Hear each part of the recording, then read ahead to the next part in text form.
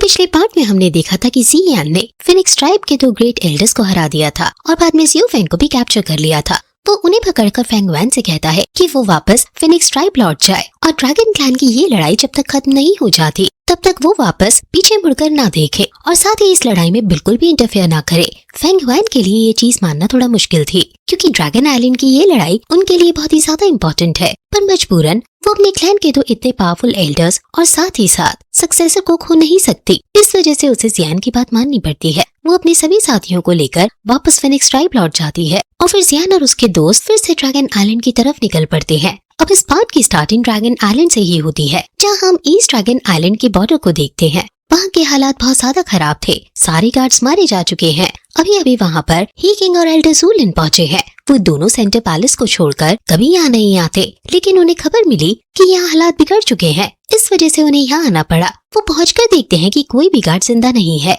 इतने में ही उनके सामने 2 लोग आ गए। एक का नाम है हुआसिन और दूसरे का नाम है कियानजुआन। दोनों ही सीनियर एल्डर्स हैं और ये नॉर्थ, साउथ, वेस्ट तीनों तरफ के ड्रैगन क्लैंस की बनाई हुई एक स्क्वाड को लीड कर रहे हैं। असल में ये लड़ाई बहुत ही ज्यादा प्लानिंग के साथ की जा रही है। तीनों ही तरफ के ड्रैगन क्लैंस साथ मिलकर काम कर रहे हैं और इस ड्रैगन आइलैंड को चारों तरफ से टारगेट बना रहे हैं। अभी बाहर के हिसाब से देखा जाए तो हुआसिन और कियानजुआन दोनों ही किंग और एल्डर ज़ूलिन दोनों से ज्यादा ताकतवर हैं। फिर भी उन दोनों को साथ में भेजा गया। इससे पता चलता है कि बाकी बॉर्डर पर भी पावरफुल एल्डर्स मौजूद होंगे। इसका मतलब सभी बॉर्डर्स अभी खतरे में है। वैसे वहाँ उस आदमी हुआसिन ने अभी एक गार्ड को अपने हाथों में पकड़ रखा था। वो पहले तो जिंदा था, लेकिन बाद में हुआसिन ने खुद अपने हाथों से उसकी जान लेकर उसके ड्रैगन कोर को एब्जॉर्ब कर लिया, मतलब उसे खा लिया, जिससे हुआसिन को थोड़ी सी पार मिली। लेकिन दूसरी तरफ वहाँ वो गार्ड मर चुका था। अभी ये चीज देखकर ही किंग और एल्डर ज़ूलिन दोनों ही बहुत ज्यादा हैरान थे। वो हुआसिन से कहते हैं कि तुम एक मॉन्स्टर हो, तुम अपने ही क्लैन के लोगों को मार रहे हो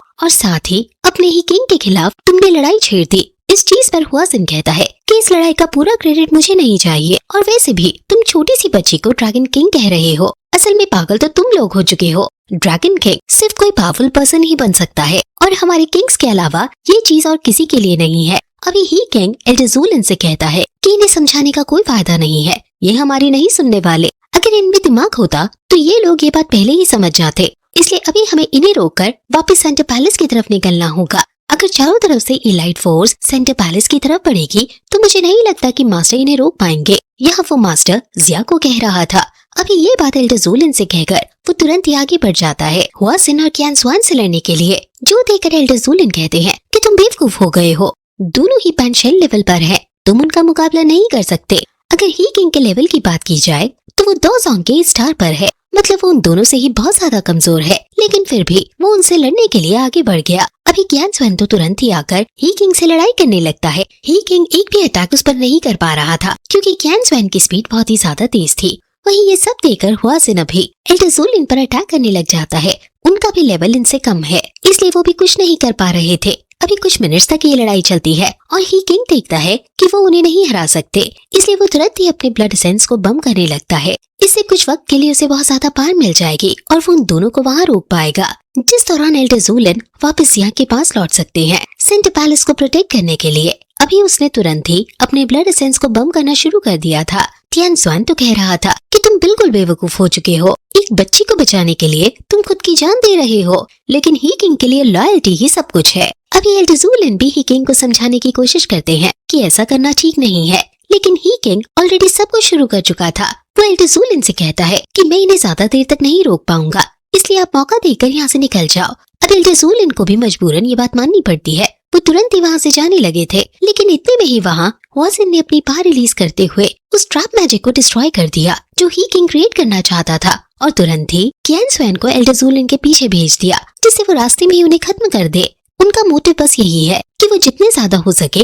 उतने ज्यादा पावरफुल एल्डर्स को खत्म कर दे, जिससे लड़ाई भी जल्दी खत्म हो और बाद में क्रेडिट भी सबसे ज्यादा उन्हीं को मिले। अभी कियानजुआन तुरंत ही वहाँ से एल्डर ज़ूलिन के पीछे निकल पड़ा था और यहाँ हुआसिन ने हंसते हुए ही किंग पर अटैक्स करने शुरू कर दिए थे। इस बीच हमें जियान को भी दिखाया जाता है, जो अभी अपने दोस्तों के साथ ड्रैगन आइलैंड की तरफ आ रहा है। रास्ते में ही उसे ऐसा महसूस हुआ जैसे कुछ बुरा हुआ हो, इसलिए उसने अपनी स्पीड बढ़ा दी। वहीं दूसरी तरफ एल्डर ज़ूलिन ने भी अपनी स्पीड बढ़ा दी थी, लेकिन कियानजुआन उन पर अटैक करते हुए उनकी स्पीड को कम करता है और कहता है कि कहाँ भाग रहे हो, तुम सेंटर पैलेस तक कभी नहीं पहुँच पाओगे। इसके बाद हमें वापस से ही किंग को दिखाया गया। अभी उसकी हालत खराब थी क्योंकि ह्वाजन बार बार उस पर अटैक्स कर रहा था। इस बीच ही किंग प्लान कर रहा था कि वो खुद को सेल्फ डिस्ट्रक्ट कर देगा, जिससे वो खुद भी भले ही मारा जाए लेकिन साथ ही साथ वो ह्वाजन को भी खत्म कर सके।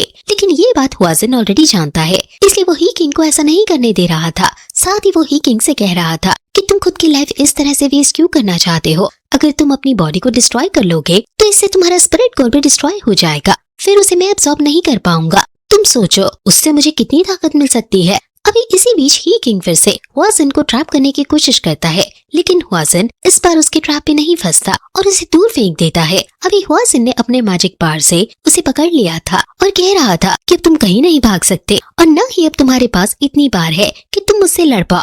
अभी ही किंग ये बात अच्छी तरह से जानता है और ह्वाजन बार बार लगातार उस पर हमला कर रहा है। इसका मतलब वो फिर से उसे ट्रैप करने की कोशिश नहीं कर सकता। ही किंग तुरंत ही अपने स्पिरिट कोर को डिस्ट्रॉय करने लगता है। वो जानता है कि अगर ऐसा किया तो इससे बहुत तेज धमाका होगा और ह्वाजन भले ही मारा ना जाए लेकिन वो बहुत ही ज्यादा कमजोर हो जाएगा। पर अभी ही किंग जब तक ऐसा कर पाता उसके पहले ही ह्वाजन बिल्कुल उसके नजदीक आ गया और उसके सर को अपने हाथ से पकड़ लिया। अभी ह्वाजन ने इतनी ताकत से उसके सर को पकड़ रखा था कि ही किंग हिल तक नहीं पा रहा था। उसने अपनी पावर यूज करने की कोशिश की लेकिन इसका भी कोई फायदा नहीं था। वो अपनी पावर को एक्टिवेट नहीं कर पा रहा था। अभी ह्वाजन खुद भी ही किंग की लॉयल्टी को देखकर बहुत ज्यादा हैरान था। वो उससे कहता है कि तुम सच में उस बच्ची के लिए अपनी जान तक दे सकते हो। अगर तुम ऐसी लॉयल्टी मेरे लिए दिखाते हो तो मैं तुम्हें जिंदा छोड़ सकता हूँ। जिस पर ही किंग कहता है कि एक पल के लिए छोड़ कर तो देखो, फिर मैं तुम्हें बताता हूँ। वो यही सोच रहा था कि अगर हल्का सा भी उसे टाइम मिल जाए तो इस बार वो अपने स्पिरिट कोर को डिस्ट्रॉय करने में बिल्कुल भी टाइम वेस्ट नहीं करेगा।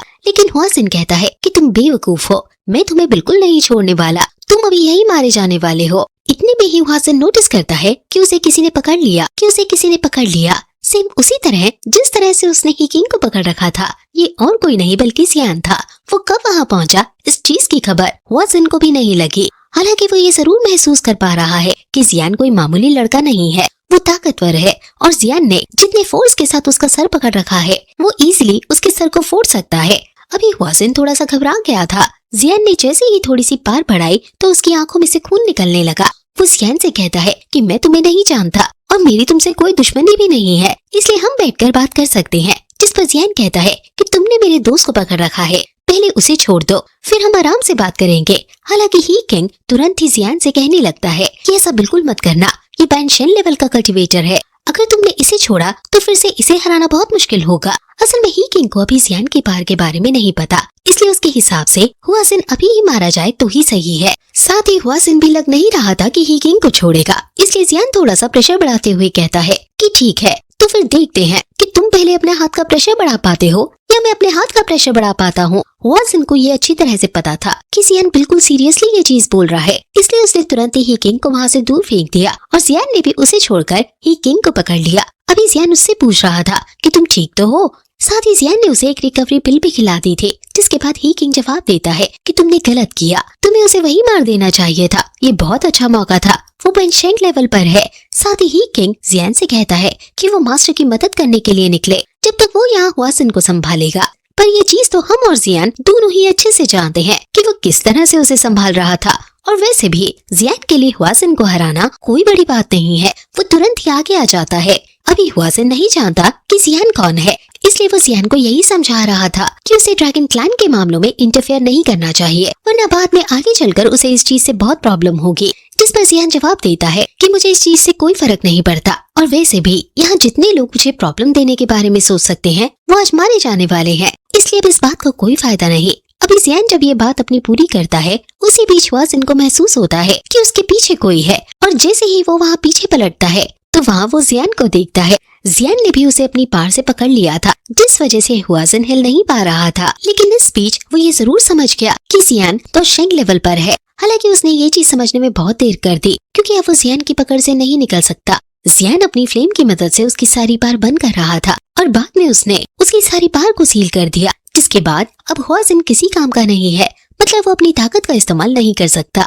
जियान उसे सीधा ही किंग के पास लेकर आता है और उससे कहता है कि इसने तुम्हें बहुत परेशान किया था, इसलिए तुम इससे जितना चाहो उतना बदला ले सकते हो।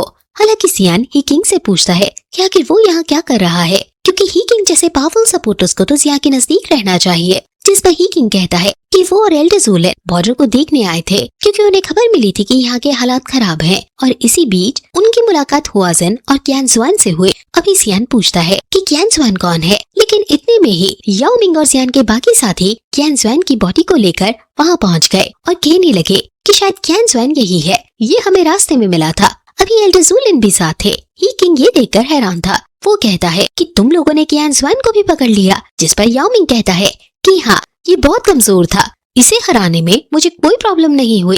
वैसे अभी एल्डर ज़ुएलिन कह रहे थे कि जब उन्होंने सर्पेंट ट्राइब को देखा तो उन्हें थोड़ा सा डर लगा क्योंकि उन्हें खबर मिली थी कि सर्पेंट ट्राइब बाकी ड्रैगन आइलैंड्स की मदद कर रही है, लेकिन याओ मिंग ने उनकी मदद की। ये देखकर वो बहुत खुश है। जिसके बाद याओ मिंग बताता है कि हाँ, वो लोग पहले बाकी 3 साइड के ड्रैगन आइलैंड से हाथ मिला चुके थे क्योंकि तब वो सर्पेंट ट्राइब के लीडर नहीं थे। तब उनका छोटा भाई सर्पेंट ट्राइब को संभाल रहा था, लेकिन अब वो सर्पेंट ट्राइब के लीडर है, इसलिए वो अब ईस्ट ड्रैगन आइलैंड की मदद करेंगे। अभी जियान ने क्यान जुआन की पास को भी सील कर दिया था। वो उन्हें अभी जान से इसलिए नहीं मार रहे क्योंकि पावरफुल कल्टीवेटर्स को मारना थोड़ा लंबा काम होता है और इस चीज में एनर्जी भी बहुत लग जाती है। उन्हें एनर्जी वेस्ट नहीं करनी है। अभी जिया को उनकी मदद की जरूरत है।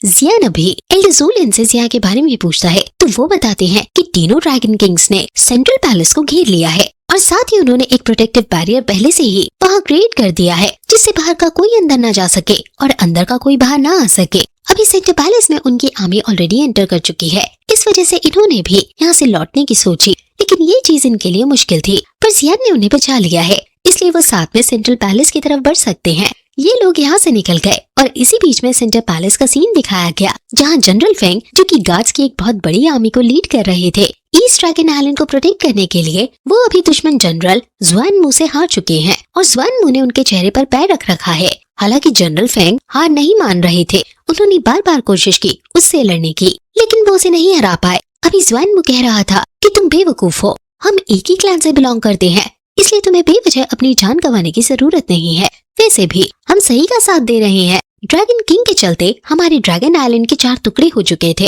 लेकिन अब ड्रैगन किंग्स लड़ाई कर पूरे ड्रैगन क्लैन को एक बनाएंगे और अब हमें कोई नहीं रोक सकता। फिनिक्स ट्राइब वाले पहुंचते ही होंगे, उन्होंने भी हमारी मदद के लिए हाँ कर दी थी। जो सुनकर जनरल फेंग कहते हैं कि तुम बहुत बड़ी बेवकूफ हो, तुम दुश्मनों से मदद मांग रहे हो। अगर हमारे पुराने ड्रैगन एम्परर यहाँ होते तो वो तुम्हें कभी माफ नहीं करते। जिस पर जुआन मू कहता है कि तुम किसकी बात कर रहे हो, कहीं तुम उसकी बात तो नहीं कर रहे जिसे हमने हजारों सालों से नहीं देखा। मुझे तो ऐसा लगता है कि वो बस एक कहानी थी, अब कोई कुछ नहीं कर सकता, ड्रैगन क्लैन एक होकर रहेगा। जिस पर जनरल फेंग कहते हैं कि तुम सच में बहुत बड़ी बेवकूफ हो, तुम्हें लगता है कि वो तीनों ड्रैगन किंग्स इस तरह से लड़ाई कर ड्रैगन क्लैन को एक बना लेंगे, ये चीज और ज्यादा बर्बादी लाएगी। हालांकि जुआन मू को इन बातों से कोई फर्क नहीं पड़ता, वो इस चीज पर यकीन करता है जो उसने सोच ली है उसके हिसाब से वही सही है। लेकिन इतने में ही हमें वहाँ सामने की तरफ जियान और उसके दोस्त देखने मिले। जुआन मू की भी नजर उन पर पड़ चुकी थी, उसने दूर से ही ये चीज महसूस कर ली थी कि ही किंग और एल्डर ज़ुएलिन के साथ जो इंसान है वो ताकतवर है। अभी खासकर यहाँ उसने जियान और याओ मिंग की एनर्जी को महसूस किया था, पर घबराने की बात ही नहीं क्योंकि सामने एक बैरियर बना हुआ है जो कि बहुत ताकतवर है। अभी एल्डर ज़ुएलिन और ही किंग जियान को उसी बैरियर के बारे में बता रहे थे, साथ ही वो जुआन मू के बारे में भी बताते हैं। जिस पर जियान कहता है कि आपको चिंता करने की जरूरत नहीं है, ये बैरियर अभी 1 सेकंड में टूट जाएगा। वैसे जुआन मू भी किसी को हल्के में नहीं लेता, इसलिए उसने पहले ही अपने सभी गार्ड्स को वहाँ बैरियर के दूसरी तरफ भेज दिया था, मतलब वो लोग उस बैरियर के आर पार इजिली जा सकते हैं। उसने कहा था कि वो जियान को टारगेट बनाए, लेकिन जियान ने उन्हें अपने पास आते ही देख उन पर अटैक किया, जिसने उन्हें तो मारा ही पर साथ ही साथ उस एक ही अटैक में बैरियर में भी एक बड़ा सा होल क्रिएट कर दिया, जिसके बाद वो सभी लोग इजीली उस बैरियर के अंदर एंटर कर सकते हैं। अभी जियान कह रहा था कि जिया, मुझे तुम्हारे पास आने से अब कोई नहीं रोक सकता, और बस उसके इतना कहते ही ये पार्ट यहीं पर एंड हो जाता है।